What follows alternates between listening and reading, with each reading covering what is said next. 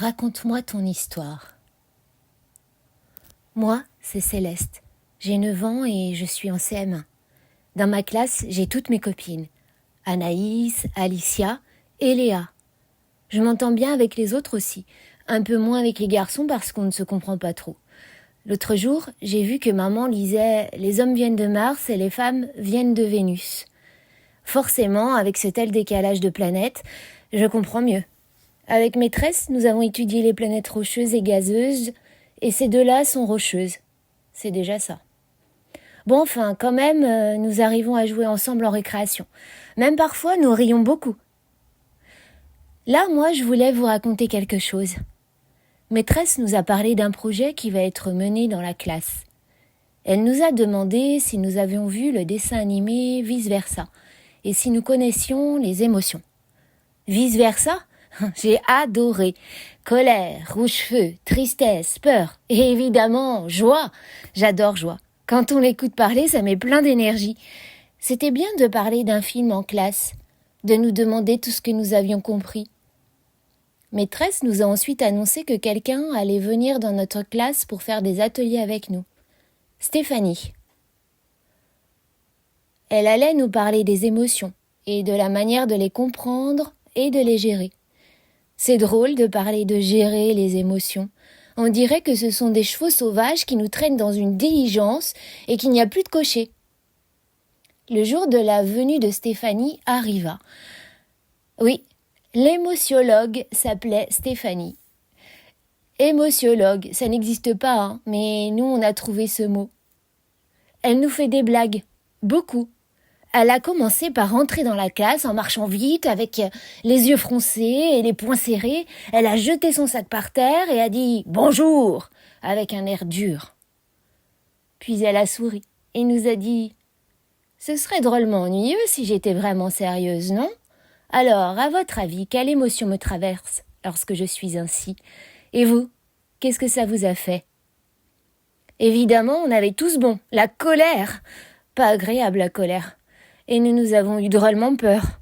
Enfin bon, après, nous avons bien ri. On a cité les émotions, on a parlé des moments qui nous faisaient ressentir chacune d'elles. Comment c'était dans notre corps, qu'est-ce qui nous traversait. Même maîtresse nous a dit ce qui la fâchait, ce qui lui faisait peur. Et Stéphanie, elle est sophrologue. Tu sais, elle a une grosse boîte à outils, et jeux, et exercices, et elle nous montre comment s'en servir.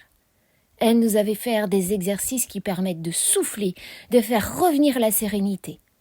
Mon préféré à moi, c'est Monsieur Chamallow et Monsieur Béton. Si tu veux, je te montrerai. Ça marche bien.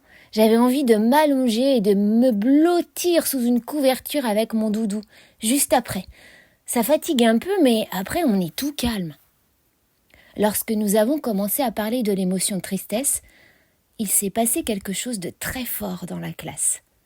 Stéphanie nous a demandé « Alors les enfants, maintenant, on peut parler de l'émotion tristesse. Vous n'êtes pas obligés de dire, de raconter, mais si vous le souhaitez, vous le pouvez. Et si vous préférez en parler après l'atelier et pas devant toute la classe, c'est possible aussi. » Et nous avons commencé à parler de nos tristesses.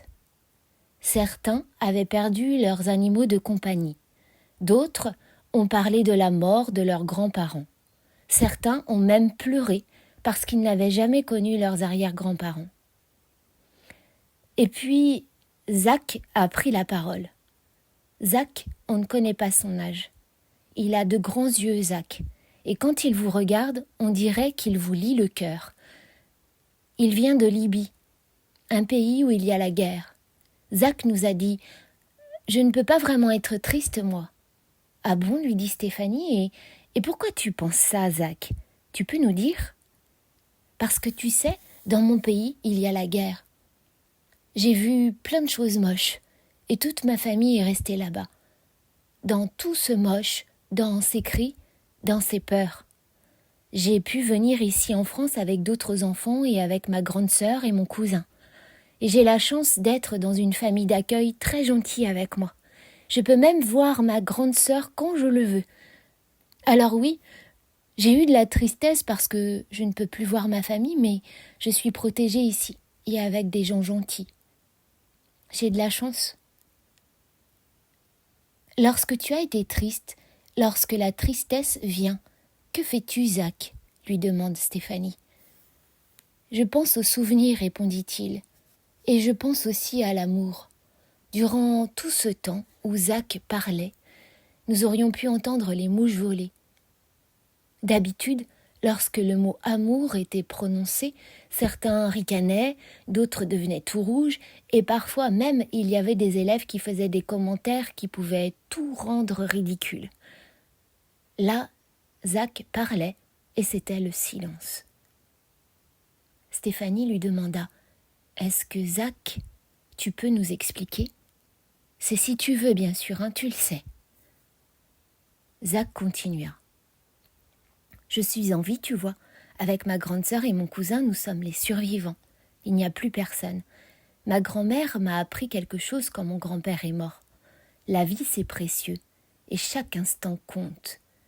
La mort, on ne sait pas quand elle arrive.